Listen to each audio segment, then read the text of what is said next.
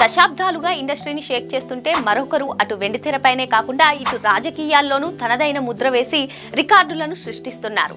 మరి అటువంటిది ఇద్దరు ఒకే వేదికపై కనిపిస్తే మరి నేను ఎవరి గురించి చెప్తున్నానో ఈ పాటికే మీకు అర్థమైపోయి ఉంటుంది. ఎస్, అటు బాస్ ఇటు power star. Megastar Chiranjeevi next project mega 158 మూవీకి AP deputy CM Pawan Kalyan chief guest గా వచ్చారు.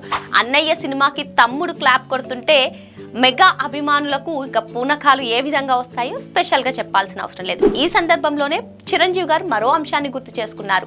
అక్కడ అమ్మాయి ఇక్కడ అబ్బాయి సినిమాకి సేమ్ ఇదే సీన్ రివర్స్ అయింది అంటూ ఆయన కామెంట్ చేశారు. అయితే ఇలా వీరిద్దరూ కలిసి అటెండ్ అయినటువంటి కొన్ని వేడుకలు ఎప్పటికీ హిస్టరీయే. అందులో ముందుగా గుర్తుండేది జల్సా ఆడియో లాంచ్. ఈ ఆడియో లాంచ్ కి స్పెషల్ గెస్ట్ గా వచ్చినటువంటి చిరంజీవి గారు పవన్ కళ్యాణ్ ను హత్తుకున్నటువంటి సీన్ అప్పట్లో ఇండస్ట్రీ రికార్డ్. అదే విధంగా సర్దార్ గబ్బర్ సింగ్ ఈవెంట్ లో అన్నయ్య భుజంపై పవన్ కళ్యాణ్ తల వాల్చుకున్నటువంటి ఎమోషనల్ పిక్ ఇప్పటికీ ప్రతి మెగా అభిమానికి ఫోన్ వాల్ పేపరే.